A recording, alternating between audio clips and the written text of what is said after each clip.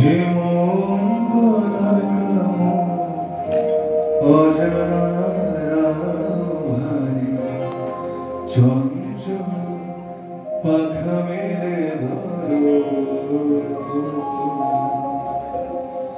নীল ছোট ক্ষতি আকাশ তো বড় হে মন বলা কেমন অজানা রাহারে চঞ্চল পাখা মেলে ধরো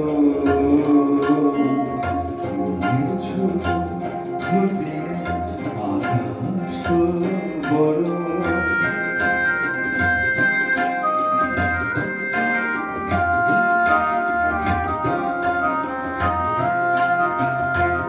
চাঁদেরও আখরে ওই আকাশের গায়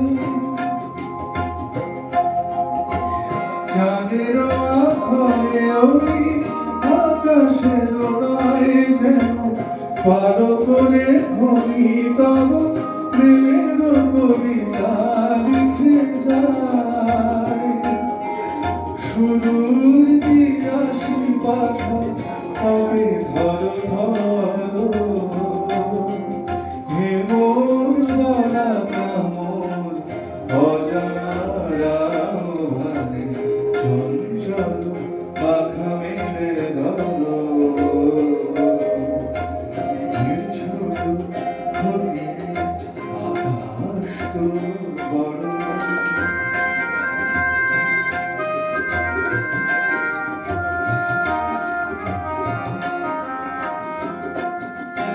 মেঘরোদ সব বাধা পার হয়ে যায়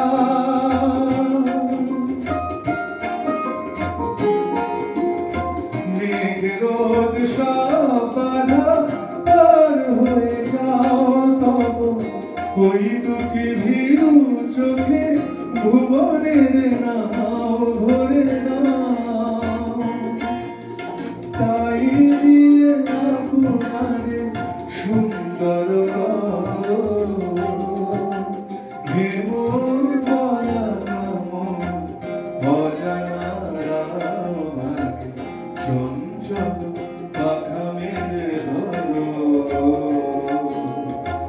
নীল ছোট ক্ষতি আকাশ তো বড় হে মোর বলা কামন অজানা রাহারে চঞ্চল পাখা মেলে ধরো নীল ছোট ক্ষতি আকাশ তো বড় নীল ছোট ক্ষতি আকাশ তো বড়।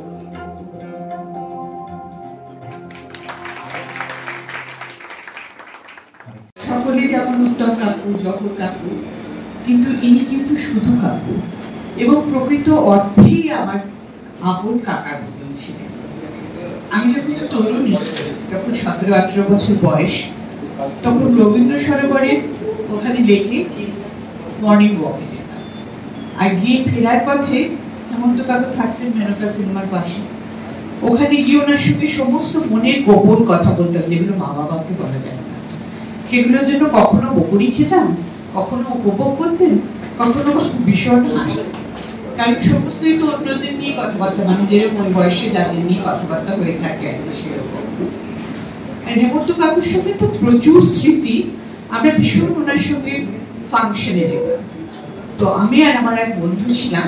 আমরা হঠাৎ একদিন ভীষণ ভাবলাম যে স্টাইল ওটা, লম্বা লম্বা চুল ছিল, হাতে ব্রাশ নিয়ে উঠেছি গাড়িতে। তো হেমন্তবাবু বললেন, এটা আমি কাকু বললেন যে দুদিন ধরে আমি দেখছি যে তোমরা এরকম একটা ব্রাশ হাতে নিয়ে উঠছো আর চুলটাকে খোলা রাখছো, এর পরের দিন যদি এটা থেকে গাড়ি থেকে দুজনকেই থাকে বলে বার করে দেবো এবং ফাংশনে নিয়ে যাবো। আরো এরকম ছোট ছোট কত ঘটনা। গিয়ে বলে তখন রেস্টুরেন্ট ছিল গঙ্গার ধারে, তখন সেখানে গিয়ে কাকু চায়ের অর্ডার করেছে। বলেছেন আমরা দুজনে চা খাবো, এক পেয়ালা চা দেবেন, আমরা ভাগ করে নেবো, একটা এক্সট্রা কাপ দেবেন। তো বলি যে না, এক্সট্রা কাপ দেওয়ার নিয়ম নেই, এক পেয়ালায় 2 পেয়ালাই অর্ডার করতে হবে। উনি তখন ফট করে ওই কাপ থেকে চা প্লেটে ঢেলে অজিত চট্টোপাধ্যায় কাকুর কমেডিয়ান ছিলেন একজন, ওনার খুব বন্ধু, ওনার 3 জন বন্ধু ছিল, তারা সবসময় থাকতেন। আমাদের একটা অদ্ভুত গ্রুপ ছিল, 3 জন, অজিত কাকা, সমরেশ কাকা, পরিমল কাকা, আর আমি আর আমার আরেক বন্ধু, এই 5 জন আমরা বেড়াতে গেলাম। এবং আমরা সমস্ত বেশিরভাগ সময় সব ফাংশন অ্যাটেন্ড করতাম, বেশিরভাগ সময়। তো কাকুর একটা নিয়ম ছিল, কাকু নির্দিষ্ট কতগুলো গান গাইতেন, মানে সংখ্যাটাও নির্দিষ্ট ছিল, আর শেষ গানটা ছিল দিনের শেষে। তো দিনের শেষে হওয়ার সঙ্গে সঙ্গে কিন্তু আমরা তাড়াতাড়ি উঠে পড়তাম, কারণ এবার বাড়ি ফিরতে হবে তার সঙ্গে, তা না তো বকুড়ি খাবো ঠিক সময় যদি আসে। তো এবার অনেক কথা বলে আমি শুনতে ট্রাই করবো না, কারণ ওনার গান শোনার জন্য এখানে লোকে বসে আছে। সুতরাং এবার প্রাসঙ্গিক ব্যাপারটায় আসি, যেটা হলো কাকুর একটা অদ্ভুত স্বভাব ছিল, যেটা খুব কম লোকের মধ্যে পাওয়া যায়, সেটা হলো চিঠি লেখা। মানে এমনও হয়েছে যে উনি পরের দিন আসছেন, আগামীকাল আসবেন, আজকে উনি একটা চিঠি পোস্ট করেছেন, মানে উনি এলেন, আমি তারপরে কিন্তু চিঠিটা পেলাম। তো এই চিঠির মধ্যে দিয়ে কিন্তু আমার ধারণা যে একজন মানুষকে ভীষণ ভালোভাবে জানা যায়, তার ব্যক্তিত্বের অনেক দিক প্রকাশিত হয়। সেটাতে কিন্তু আমি অরিজিৎকে অসংখ্য ধন্যবাদ দেবো, যে এরকম একটা অভিনব প্রচেষ্টার জন্য, এরকম কিন্তু করা হয়নি কখনো। তো আমার দৃঢ় ধারণা যে এই বইটির মধ্যে দিয়ে আমরা সকলে সঙ্গীত শিল্পী হেমন্ত মুখোপাধ্যায়ের চারিত্রিক অনেকগুলো বৈশিষ্ট্যের দিক দেখতে পাবো।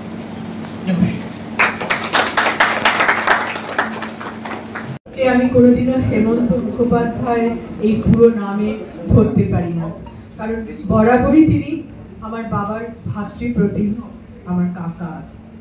এই যে এতগুলো গান শুনলাম তার কণ্ঠের, এই যে অসাধারণ কণ্ঠের যে গান, প্রথমেই শিল্পী মনোময় বলে গেলেন যে কণ্ঠ দিয়ে সমস্ত ছাপিয়ে গেছেন, সেই কণ্ঠ দিয়েই আমি শুরু করছি ঘটনাটি।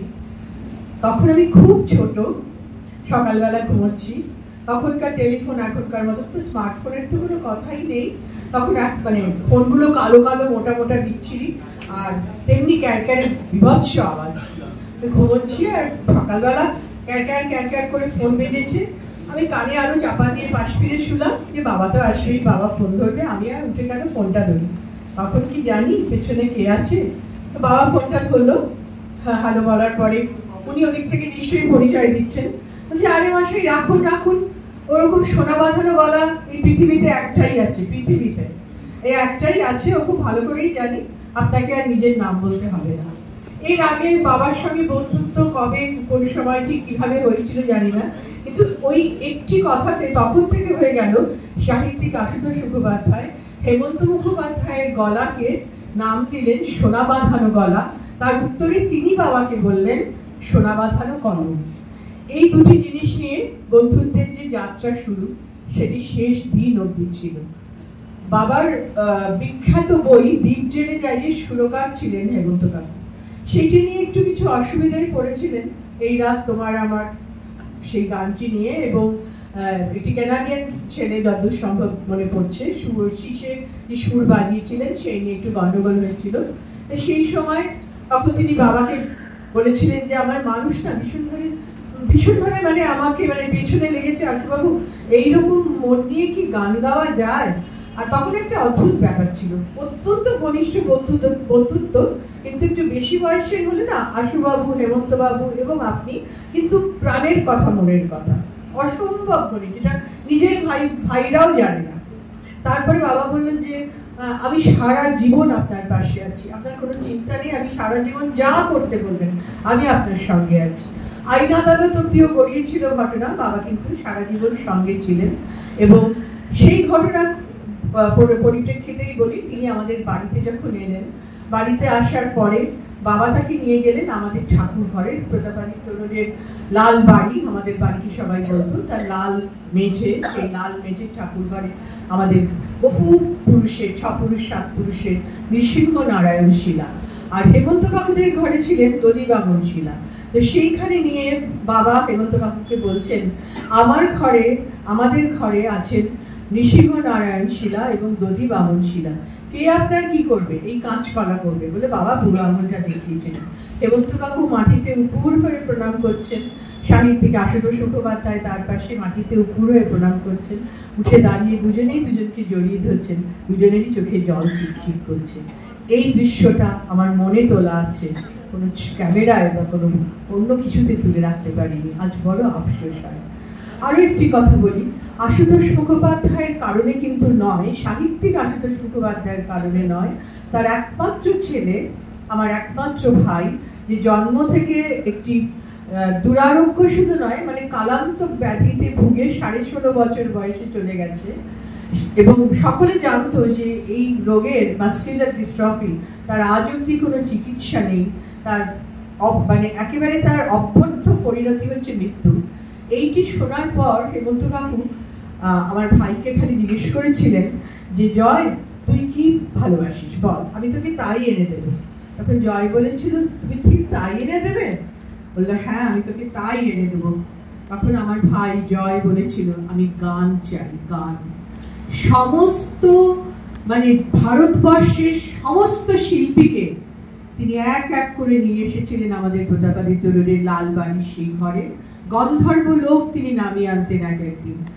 মানে বম্বে, কলকাতার সমস্ত সঙ্গীত শিল্পী তো ওনার কারণে আমাদের কাকা জ্যাঠা মাসি পিসি হয়ে গেলেন। আর বম্বে থেকেও ভোরবেলা লতা মঙ্গেশকর তো মাঝরাতে আশা বসলে রাত্রি 1টার সময় জলসা করে ফিরছেন উনি, তখন জলসা বলা হতো। হঠাৎ কলিং বেল বাজলো, এত রাত দুপুরে কলিং বেল বাজছে, কে এসেছে? হেমন্ত কাকুর সাদা ফিয়েট নাম। দাঁড়িয়ে কুণ্ঠিতভাবে বলছেন, এই একটু রাহুলকে নিয়ে জলসা শেষ করে যাচ্ছিলাম, একটু কি মানে জয়কে কি এখন একটু শোনানো যাবে? কি সর্বনাশ! এই কথা জিজ্ঞেস করছেন হেমন্ত মুখোপাধ্যায় এবং গাড়িতে রাহুল দেব বর্মন। সেই রাত্রি 1টার সময় সমস্ত বাড়ির আলো জেলে শুরু হলো সেই পিয়া তু আপ্তু আজ, সেই করে সেই শুরু হলো এই মাতনের গান। একেবারে এরকম এক দুপুর বেলায় নিয়ে এসেছেন মোহাম্মদ রফি। এরকম যে মানে কত ঘটনা, কতজনকে নিয়ে এসেছেন, মানে আমি ভাবতে পারি না, বলতে পারি না।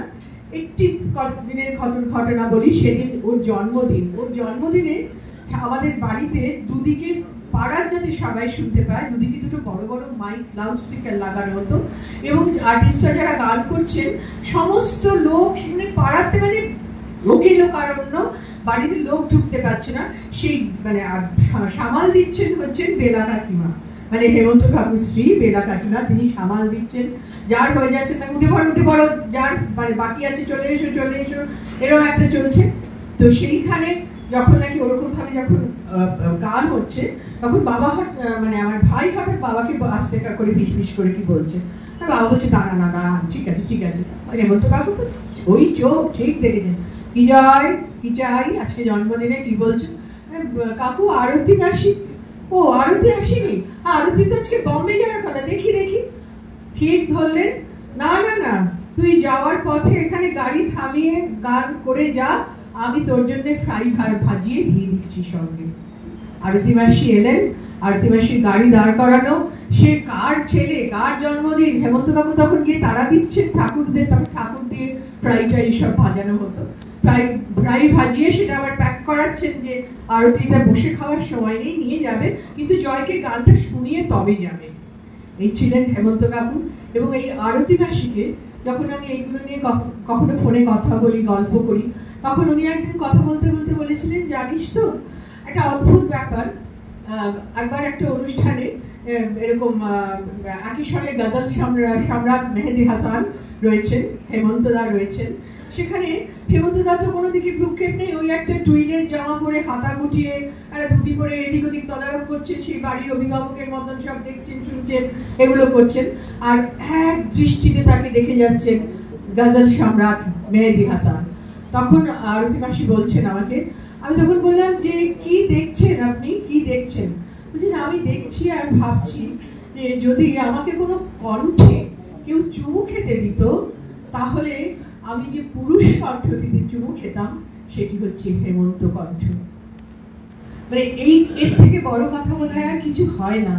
ঠিক সেই জায়গা থেকেই চলে যাচ্ছি একেবারে শেষ দিনে যখন নাকি 26শে সেপ্টেম্বর নয় 27শে সেপ্টেম্বর আমি একা যাচ্ছি, কারণ আমার বাবা আর হেমন্ত কাকু যেন এই পৃথিবীতে এসেছিলেন হাত ধরাধরি করে। বাবা 7ই সেপ্টেম্বর 1920, হেমন্ত কাকু 16ই জুন 1920। আবার এই প্রসঙ্গে একটা ছোট্ট কথা বলি, আমার 14ই জুন, উনি যখন ছোট্টবেলায় আমায় প্রথম জিজ্ঞেস করেছিলেন যে তাই তোর জন্মদিন কবে রে, আমি বলেছিলাম 14ই জুন। তখন বললেন ও তাই, আমার তো 16ই জুন। আমি তখন অত সাথে জানতাম না। আমি বললাম আমি তাহলে তোমার থেকে 2 দিনের বড়। উনি কি বললেন জানেন? উনি বললেন মায়েরা বড়ই হয়। কথাটা কোনোদিন ভুলবো না, কোনোদিন ভুলবো না। তো সেই ছোট মায়েরই চোখের উপর দিয়ে 2 বাবা চলে গেলেন যেন হাত ধরাধরি করে। বাবা 4 মে 1989, উনি 1989 26শে সেপ্টেম্বর, কিন্তু এই ঘটনাটা 27শে সেপ্টেম্বর। আর 4 মে যেদিন বাবা চলে গেলেন, সেদিন বাবা চলে গেছেন ভোর 4:30। আমরা বাবাকে নিতে, আমরা নয় মানে যারা নিয়ে যাবেন, এখনো বলতে গেলে আমার হাত পা কাঁপে, তারা বাবাকে নিয়ে যেতে পারছেন না। মানে হেমন্ত কাকু বলে দিয়েছেন আমি না আসা পর্যন্ত যেন আশুবাবুকে নিয়ে যাওয়া না হয়। সকাল 5টায় ওনার বাড়ি খবর গেছে। মেনকা সিনেমা থেকে প্রতাপাদিত্য রোডের আমাদের বাড়ি আসতে গাড়িতে কয়েক সেকেন্ডের পথ ভেতর দিয়ে আসতে, সেটা আসতে ওনার বিকেল 5:30 বেজে গেল। বৈশাখ মাসের খড়তপ্ত দিন, বরফে বরফে ভেসে যাচ্ছে বাড়ি, কিন্তু আর তো রাখা যাচ্ছে না। শুনে তুমি মানে এটা শুনে তাহলে আমি জোর করে নিজেকে টানতে টানতে নিয়ে এলেন। অত লম্বা শরীরটা বেতাস পাতার মতো কাঁপছে। উনি বাবার হিম ঠান্ডা কপালে হাত রেখে ডুকরে উঠলেন, আমার বেলা কে আমাকে সি অফ করতে আসবে আশুবাবু? এক হাতে চোখের চশমাটা খোলা, আরেক হাতে চোখের জল মুছছে।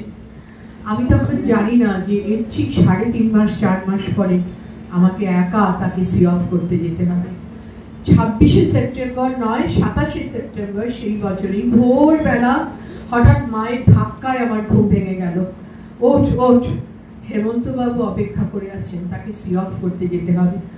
সি অফ কথাটা তো কানের মধ্যে বসেছিল, লাফ দিয়ে উঠলাম। সমস্ত বাড়িতে বাড়িতে, রেডিওতে, টিভিতে হেমন্ত কণ্ঠ বড় বিপুল ভাবে বাজছে। সেই অবস্থায় চলতে চলতে কোনো রকমে গেলাম। অসম্ভব ভিড়, সেই ভিড় ঠেলে উঠতে পারছি না।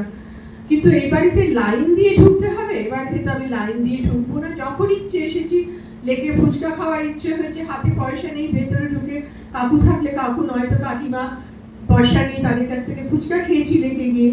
এই বাড়িতে আমাকে লাইন দিয়ে ঢুকতে হবে? হেমন্ত কাকু, আমি লাইন দিয়ে ঢুকবো না। উনি বোধহয় শুনলেন, চিনতে পারলো কেউ, ছেড়ে দিল। ওপরে গেলাম, থপথপে হিম শীতল শয্যায় সেই সাদা পোশাকে উনি শুয়ে আছেন, এবং তার পায়ে মাথা রেখে যখন ডুকরে বলছি, হেমন্ত কাকু দেখো, আমি কিন্তু তো আমাকে সি অফ করতে এসেছি বাবার হয়ে, তুই বলেছিলে না, আমি এসেছি। তখন বড় গম গম করে হেমন্ত কণ্ঠে, সোনা বাঁধানো কণ্ঠে তখন বাজছে, আমার গানের স্বরলিপি লেখা রবে আগামী পৃথিবী, কান পেতে তুমি শোনো। তাই শুনছি আগামী পৃথিবী, আমরা কান পেতে শুনছি। হেমন্ত মুখোপাধ্যায়। তারে বলে দিয়া সে যেন আসে না আমার দ্বারে, তারে বলে দিও সে যেন আসে না আমার দ্বারে, তারে বলে দিও ওই গুনগুন সুরে মন হাসে না, ওই গুনগুন সুরে মন হাসে না, তারে বলে দিও সে যেন আসে না আমার দ্বারে, তারে বলে দিও। গামাপা কি গো, থামলে কেন? বাজাও। গামাপা মাগরে, গামাপা মাগরে, সারি মাগরে গে সারি সারি সা, ওই ফুলো মালা নীল শুধু জানা, ভুলায় সে যাক ঝরে যাক না, এই ভালোবাসি ভরে যদি হাসি, ব্যথায় সে থাক হয়ে থাক না, জানি ভাবো না ভালোবাসি না, জানি হাসে না তারে বলে দিও সে যেন হাসে না আমার ঘরে তারে বলে দিও তারে বলে দিও সে যেন হাসে না তারে বলে দিও মন কেন হাসে না তারে বলে দিও সে যেন হাসে না আমার ঘরে তারে বলে দিও গপা মগরে সারে মগরে রে সারে সারি সা मैया को जग देनो ना दे ये आशीष तो है ना जाए प्रेम शोरे हाथी दे मोरे ये बैठा प्रवेश होए ना मैं सपने आती हर हंसे ना मैं सपने आती हर हंसे ना বলে দিও সে যেন হাসে না আমার ঘরে তারে বলে দিও ওই কোন কোন সুরে মন হাসে না ওই কোন কোন সুরে মন হাসে না তারে বলে দিও সে যেন হাসে না আমার ঘরে তারে বলে দিও তারে বলে দিও তারে বলে দিও।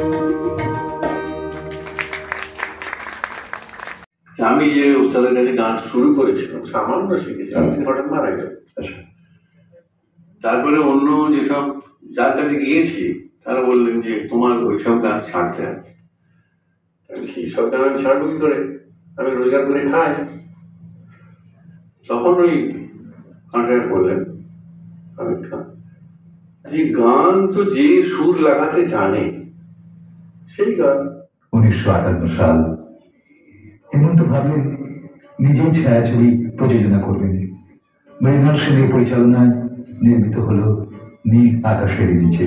রাতের সে নীরবতা দেখেছো কি, শুনেছো কি রাত্রির কান্না, বাতাসে বাতাসে বাজে তুমি শুনেছো নিবিড় আধার নেমে আসে ছায়া ঘন কালো রাত, কলরব কোলাহল থেমে যায় নিষিদ্ধ প্রহরী। 1960 সালে হিন্দি ছবি প্রযোজনের কাজ শুরু করলেন হেমন্ত। 20 সাল বাদ এই ছবির গীতিকার শাকিল দাদান, সুরকার হেমন্ত নিজে। ছবিটি সুপারহিট।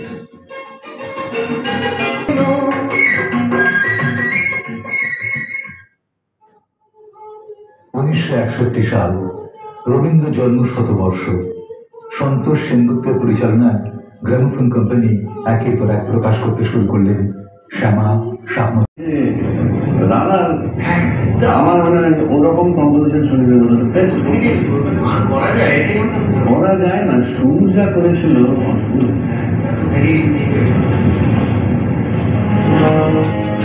রানার ছুটেছে তাই চুম চুম ঘন্টা বাজছে রাতে। সুকান্ত ভট্টাচার্যের লিখিত কবিতা রানা অবাক পৃথিবী শ্রোতাদের মনে নতুন অনুভব। রাতের পথে পথে চলে কোনো নিষেধ জানে না মানার, দিগন্ত থেকে দিগন্তে ছোটে রানার। রানার কাজ নিয়েছে সে নতুন খবর রানার রানার রানার।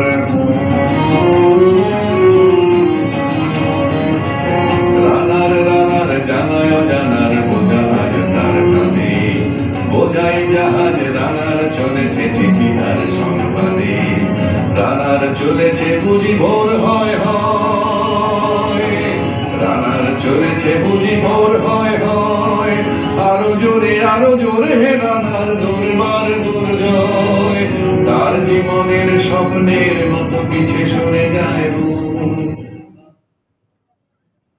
1951 সাল শশধর মুখার্জির ফিল্মিস্তানে হিন্দি ছবি আনন্দ মঠে সুর রচনার দায়িত্ব পেলেন হেমন্ত। আনন্দ মঠে যেটা আমাকে একটা জিনিস খুব স্ট্রাইক করেছিল, এবং তার আগে বন্দে মাতরম গানটা এতভাবে একটা সময় দেশ শুনে গান, হ্যাঁ সেটা একটা অত স্লো করেছিলেন, হ্যাঁ স্লো হতো, কিন্তু আপনি ওটা করেছিলেন মার্চিং এর সঙ্গে গানটা ছিল, আমি যদি ছবিটা মনে করছি, হ্যাঁ এবং সেটা মার্চিং এরকম ছিল। এরকম বন্দে মাতরম বন্দে মাতরম বন্দে মাতরম বন্দে মাতরম বন্দে মাতরম সুজলাং সুফলাং মলয়জ শীতলাং শস্য শ্যামলাং মাতরম বন্দে মাতরম বন্দে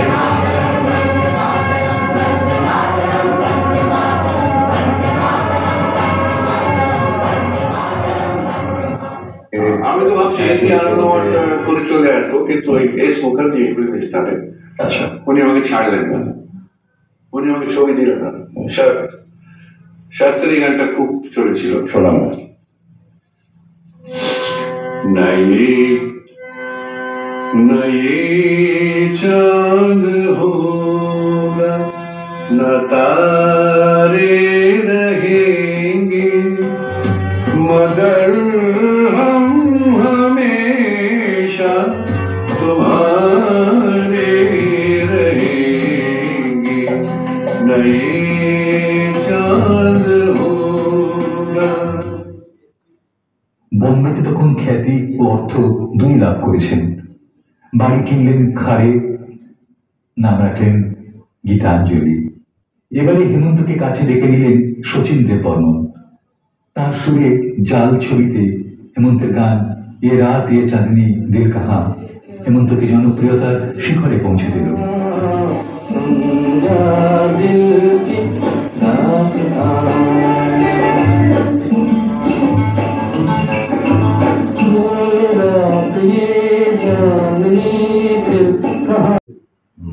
হেমন্তজিৎ এবং আমার বাবা মানে খুব কম এরকম হয়েছে যে রেকর্ডিং যেটা এক টেকের বেশি সেকেন্ড টেক করতে হয়েছে, ওইটাই রইল বলে উঠে পড়তো।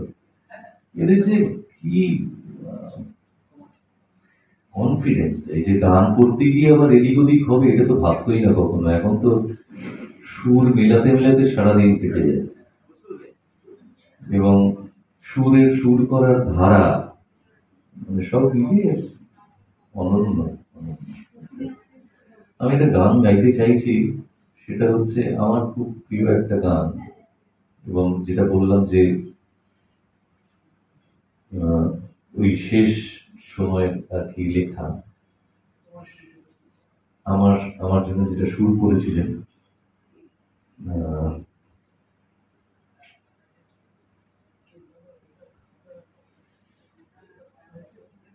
এই খেলাটা আমার বাবার অ্যাকচুয়ালি, কিন্তু বহুদিন ধরে চেষ্টা করছি এটাকে ঠিকঠাক করতে, কিন্তু ছেড়ে যা অবস্থা।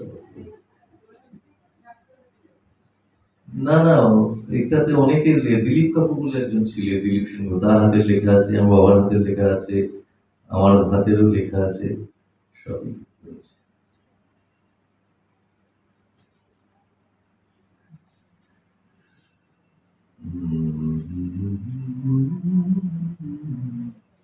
গান খুঁজতে খুঁজতে যে কত সময় চলে গেল। পেয়েছি, শিবদাস বন্দ্যোপাধ্যায়ের লেখা এই গানটি। তুমি স্ক্রিনশট নেবে?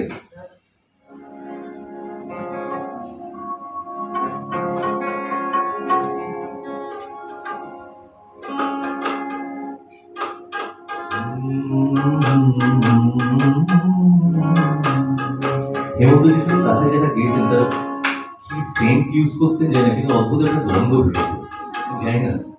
আর উনি নস্যি ইউজ করতেন গান করার আগে।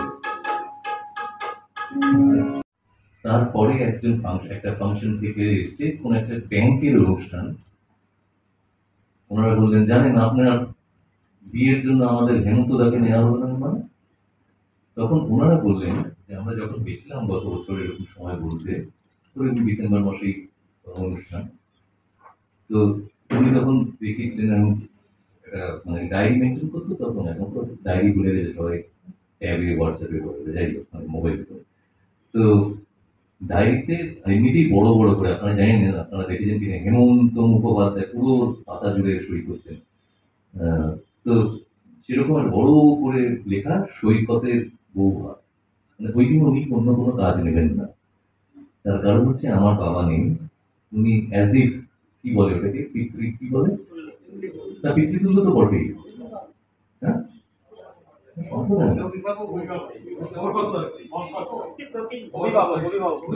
অভিভাবক তো বটেই, মানে ওই যে কন্যা যাত্রীকে রিসিভ করেন না, বরকর্তা, উনি সেই হিসেবে এসে সেটা পরে মেলালাম যে হ্যাঁ কন্যাযাত্রী যখন এলো উনি এগিয়ে গিয়ে রিসিভ করি। এটা তো উনি কাউকে বলেননি, ওই ব্যাংকের এরা যদি না আসতো তাহলে তো জানতেও পারতাম। এই ছিল। এখন যে আমরা সমস্ত প্রচার সর্বস্ব শুধুমাত্র বাথরুম যাওয়া ছাড়া বাকি সবকিছু আমরা ফেসবুকে পোস্ট করতে থাকি, সত্যি এদের কাছে এত কিছু শেখার না, মানে অসাধারণ। যাই হোক, আমার খুব প্রিয় জবাব কিছুই দিতে পারি নাই, শুধু পথ খুঁজে কেটে গেল এ জীবন সারা, এ জীবন সারা। আমায় প্রশ্ন করে নীল ধ্রুব তারায়, আর কতকাল আমি রব দিশাহারা, রব দিশাহারা।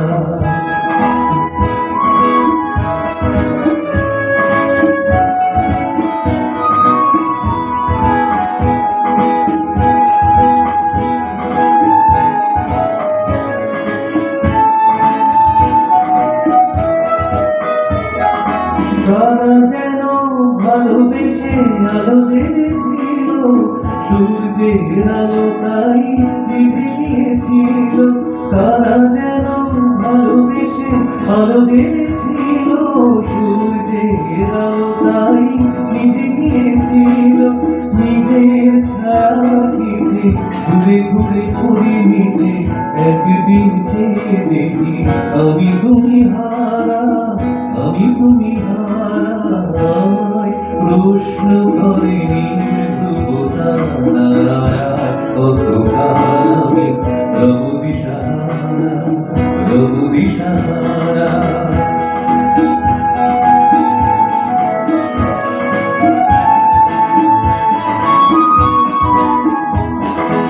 আমি খুঁজি না পথ মরে খোঁজে, কোনো যা বুঝে না বুঝে, না বুঝে তা বোঝে।